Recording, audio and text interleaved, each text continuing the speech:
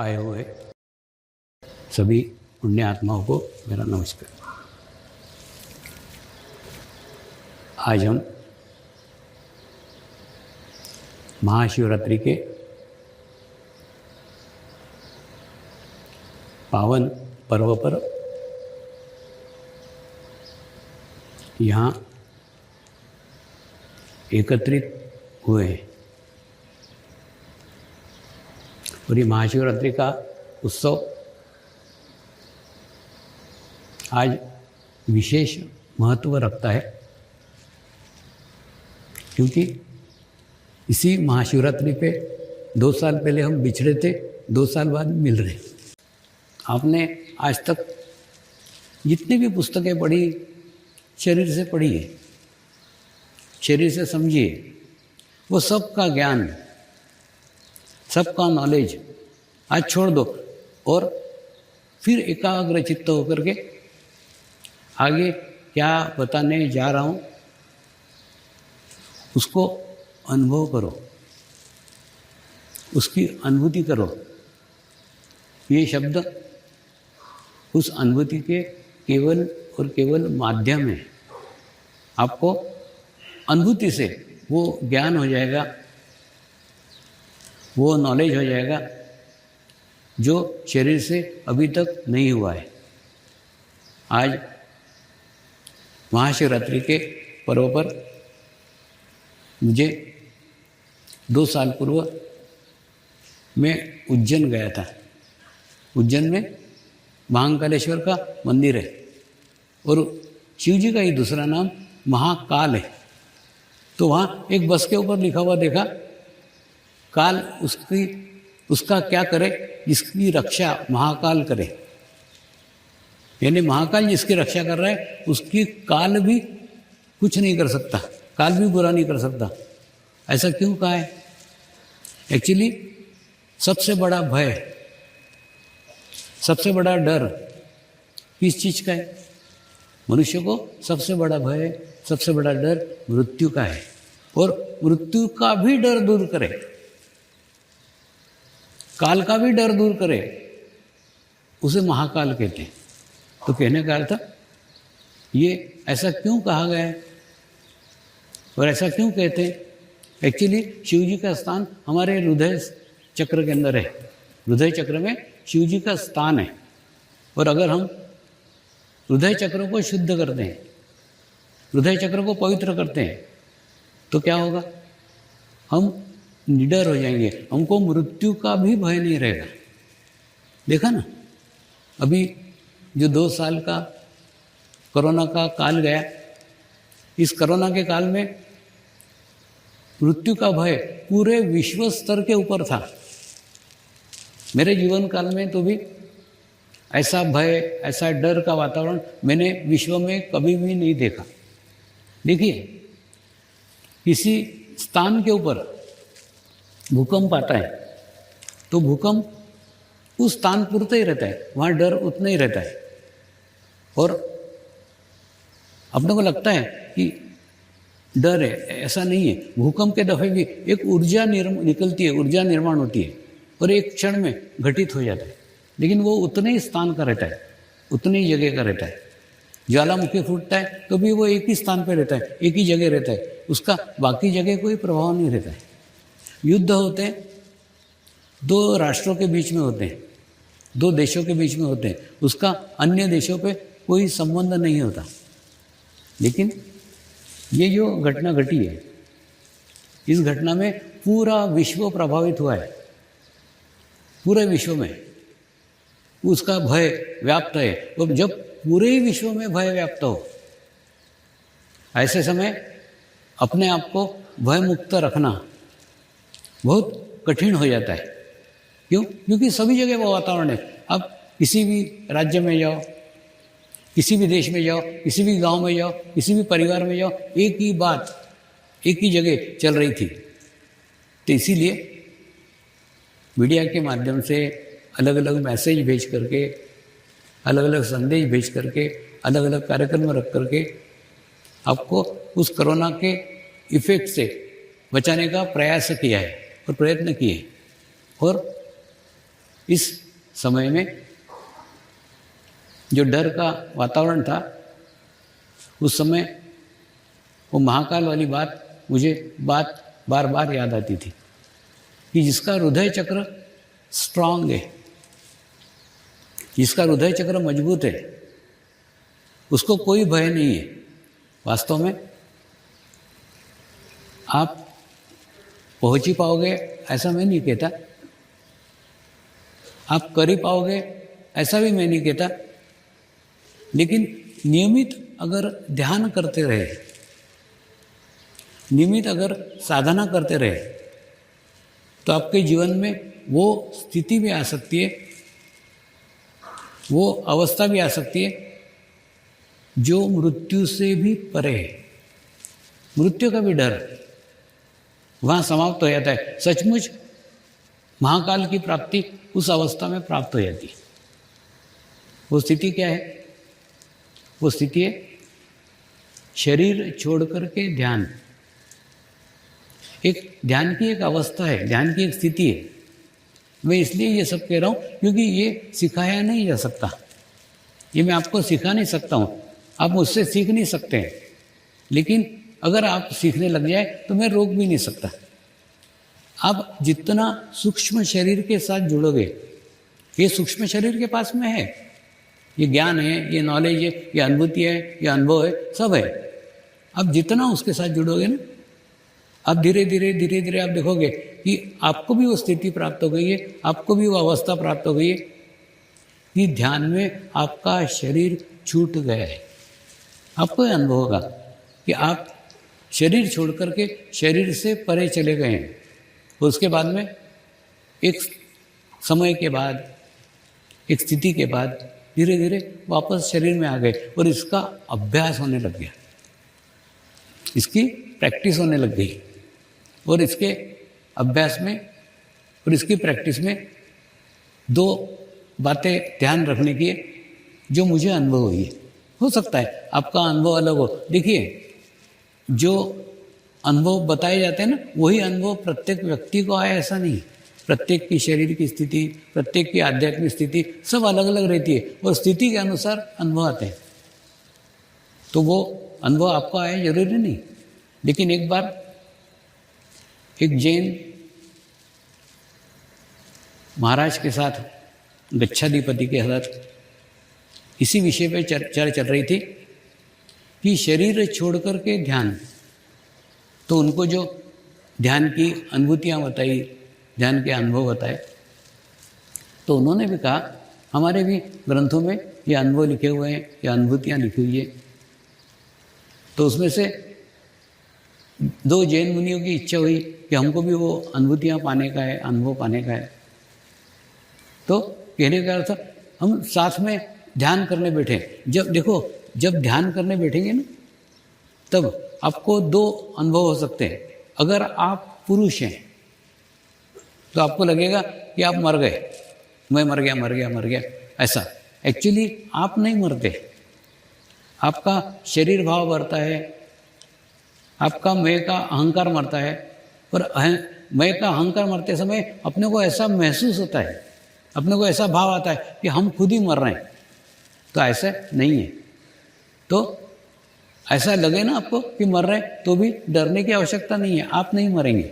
और दूसरा, अगर स्त्रियों को ये अनुभूति हुई तो स्त्रियों को ये अनुभव होता है कि मैं इतनी पवित्र नहीं हूँ, मैं इतनी शुद्ध नहीं हूँ कि इतनी स्थिति को मैं पा सकूँ, इतनी अवस्था को पा सकूँ। एक आत्मग्लानि का भाव निर्माण होता है। तो अगर पुरुष है तो ये भाव आएगा कि मैं मर जाता हूँ। अगर स्त्री है तो ये भाव आएगा कि मैं उसके योग्य नहीं हूँ, मैं उतनी पवित्र नहीं हूँ, उतनी शुद्ध नहीं हूँ। ये दोनों शरीर के भाव हैं। इन दोनों शरीर के भाव के ऊपर उठिए और ध्यान करिए, तो धीरे धीरे ये अवस्था, ये स्थिति आपको प्राप्त हो जाएगी। तो सबसे बड़ा मनुष्य का जो डर है ना, वो मृत्यु का डर है। तो वो डर से भी परे आपको ध्यान में ये अवस्था प्राप्त हो सकती है। और जब बार बार ही आप शरीर छोड़ करके जाने लग गए, तो शरीर छोड़ना एक मामूली घटना है, उसको कोई महत्व नहीं है। मृत्यु यानी क्या? शरीर को छोड़ना। तो ऐसे ही छोड़ रहे हैं, जब चाहें छोड़ रहे हैं, जब चाहें छोड़ते आता है। तो ऐसा अगर अभ्यास, ऐसा अगर प्रैक्टिस, ध्यान में ऐसी अवस्था अगर आपको प्राप्त हो गई तो फिर मृत्यु का भी डर चला जाएगा। मृत्यु पे से याद आया, अब प्रश्न आता है हम जन्मे ही क्यों? देखिए, जो जन्मा है उसकी मृत्यु निश्चित है। तो प्रश्न आता है ना कि हम जन्मे ही क्यों? हमारा जन्म लेने का कारण क्या है? हम क्यों जन्म लिया? जब मरना ही था तो जन्म क्यों लिया? और जन्म लेकर फिर मरे क्यों? और मरे तो फिर जन्म क्यों लिया? ये प्रश्न आपके भी मन में आता होगा। कई युवा लोग भी पूछते हैं कि जब जो जन्मता है उसकी मृत्यु निश्चित है तो फिर जन्मता ही क्यों है? तो जन्म लेने का कारण आपको आश्चर्य होगा। जन्म लेने का कारण विचार है, और विचार हमको हमारी संगत से आते हैं। आप जिनकी संगत में रहोगे, आप जिनके सानिध्य में रहोगे, जिन लोगों के सामूहिकता में रहोगे, जिन लोगों के कलेक्टिविटी में रहोगे, वैसे ही विचार आपको आएंगे। और जैसे आपको विचार आएंगे, वो विचार धीरे धीरे धीरे धीरे धीरे आपके हाथ से वैसे कर्म घटित करेंगे। यानी जिस संगत में रहेंगे, जिस सामूहिकता में रहेंगे, जिस कलेक्टिविटी में रहेंगे, वो सामूहिकता का प्रभाव हमारे पे विचार निर्माण करता है। और विचार निर्माण करने के बाद में विचारों का अति प्रभाव एक क्षण में नहीं होता। ये अति प्रभाव वो विचारों से बाद में वैसे हमारे से कर्म घटित करता है। और कर्म घटित करने के बाद में जो कर्म हम करते हैं, फिर वो कर्मों को भोगने के लिए हमको दूसरा जन्म लेना पड़ता है। यानी शरीर धारण करने का केवल एक ही उद्देश्य है, वो उद्देश्य है अपने कर्मों को काटना। तो कर्म काटने के लिए सामान्य मनुष्य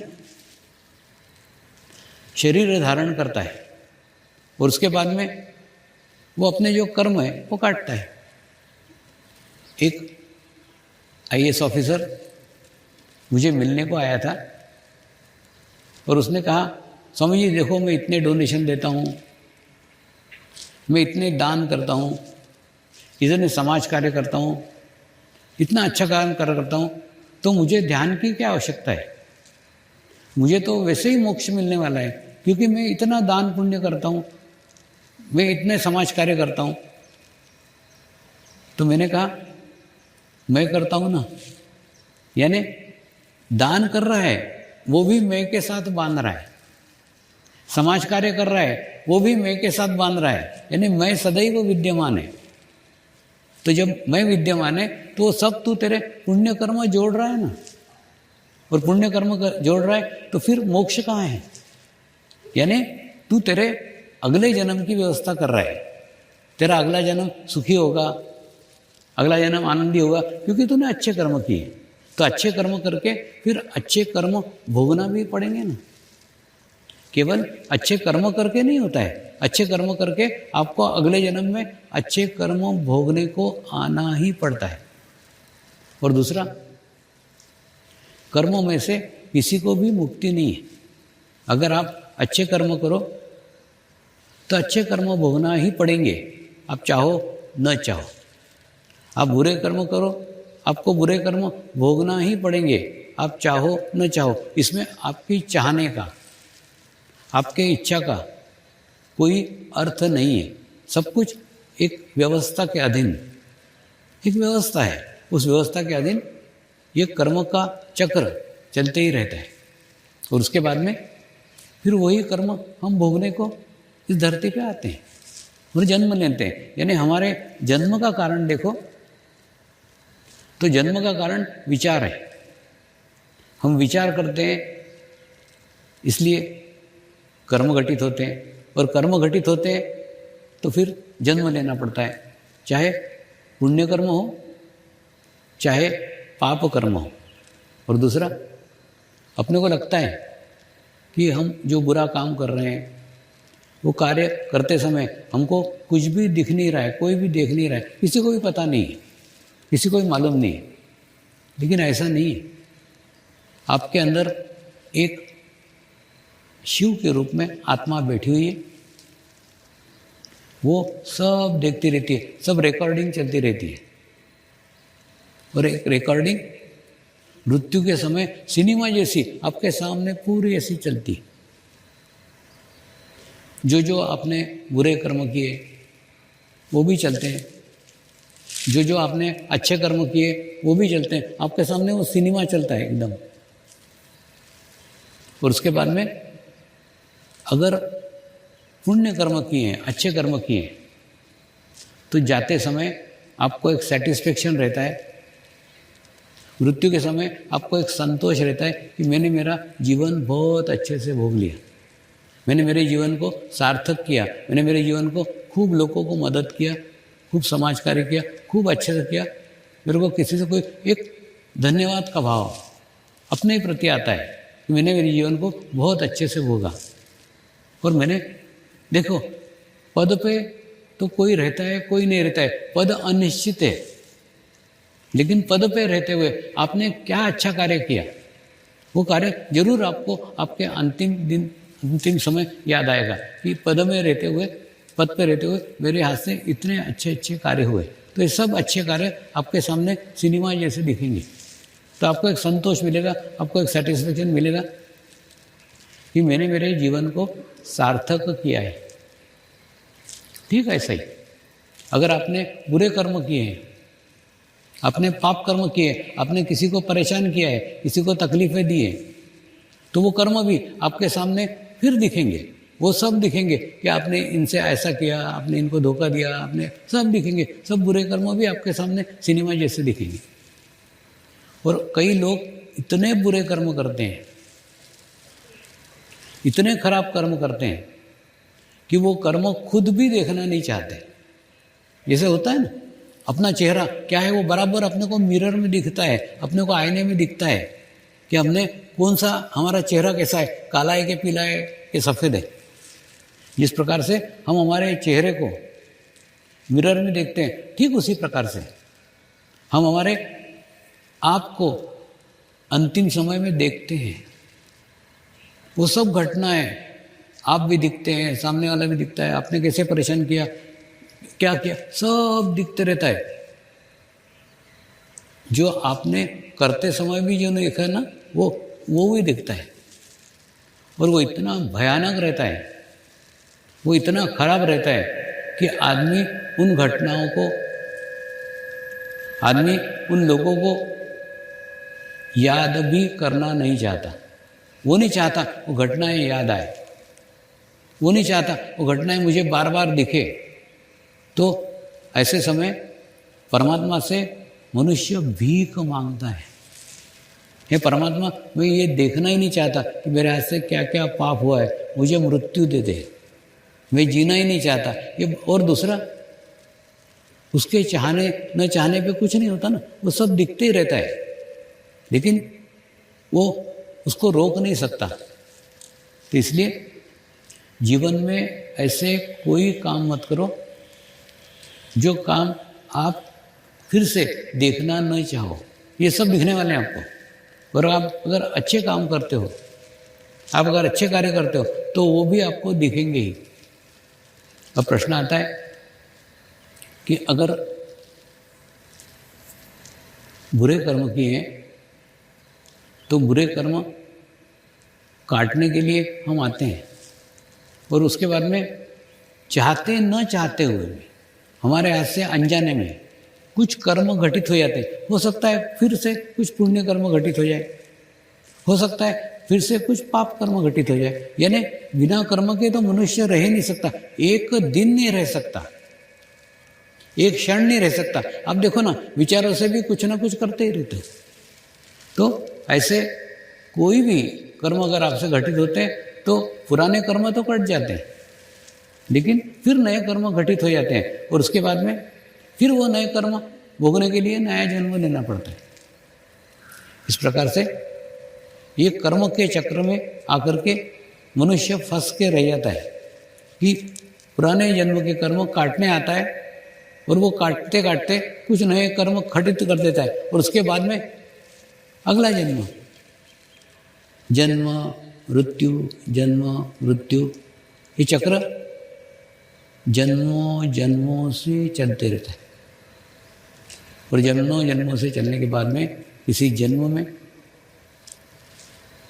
अच्छी संगत में, अच्छे सानिध्य में जब मनुष्य आता है तब उसको ज्ञान होता है कि ये कर्म से मुक्ति कभी संभव ही नहीं है। ये कर्म से अगर मुक्ति पाना है तो शरीर से परे जाना होगा। आप सबको लगता है कि आप सब इसी जन्म से जुड़े हैं, ऐसा नहीं है।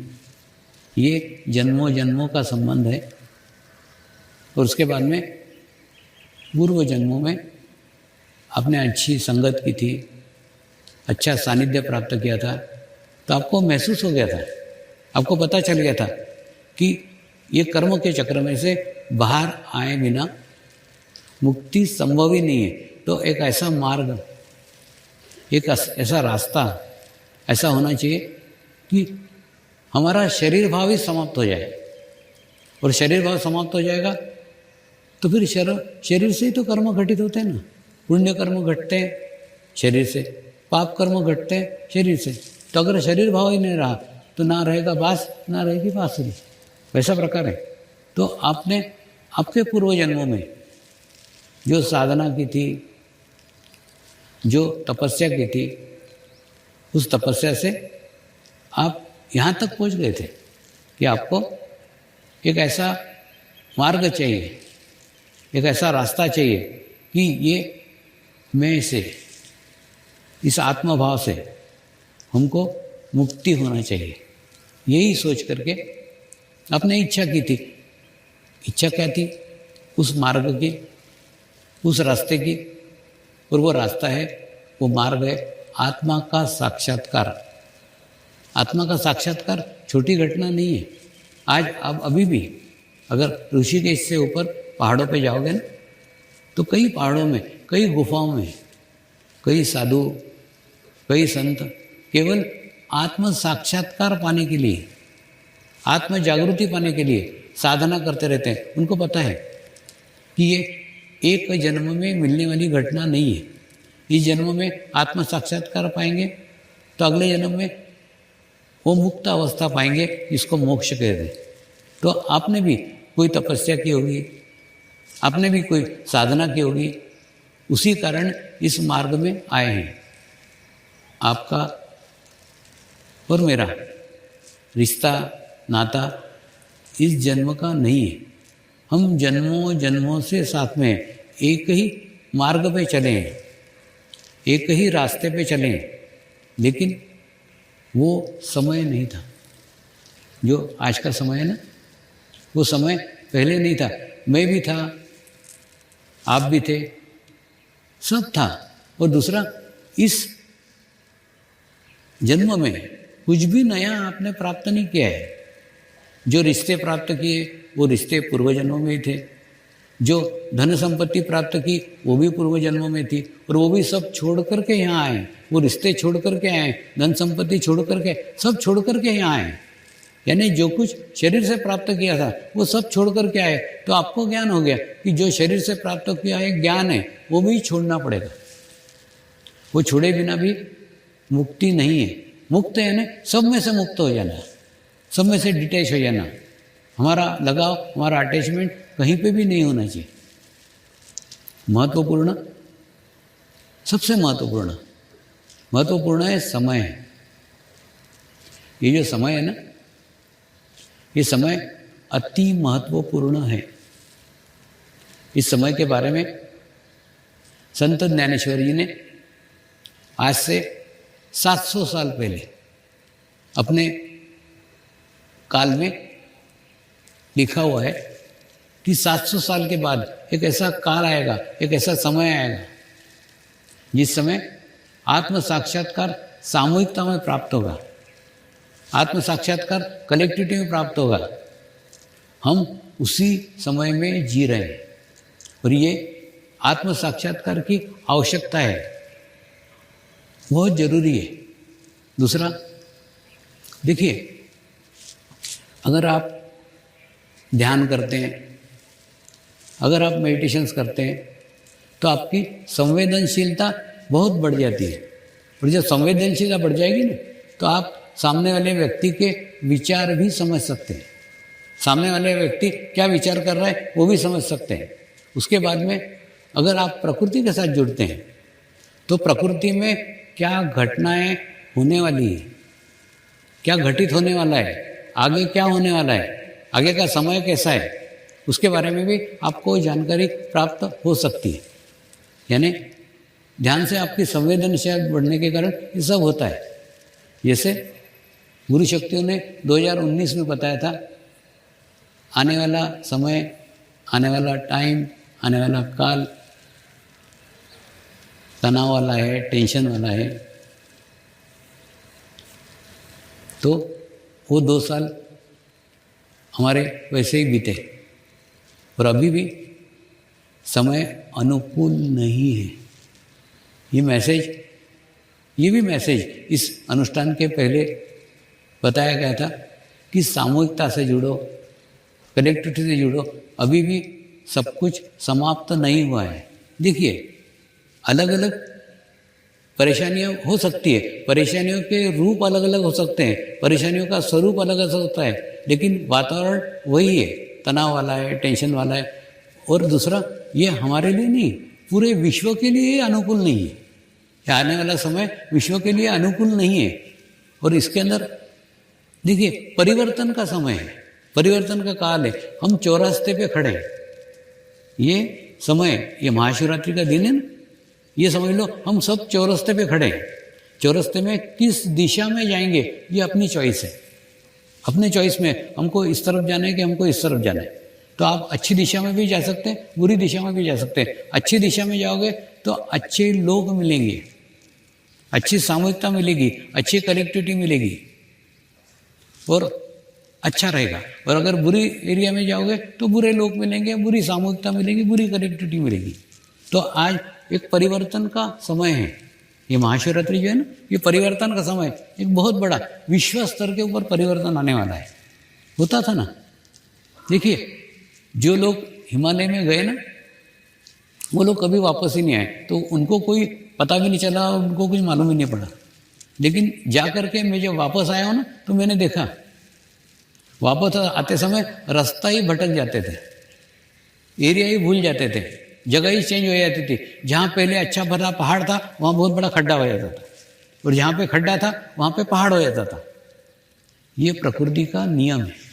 प्रकृति परिवर्तनशील है, एक जैसी नहीं रहती। जो आज ऊपर है वो नीचे दिखेंगे, जो नीचे है वो ऊपर दिखेंगे। तो एकदम प्रकृति में चेंजेस आएगा, बदलाव आएगा।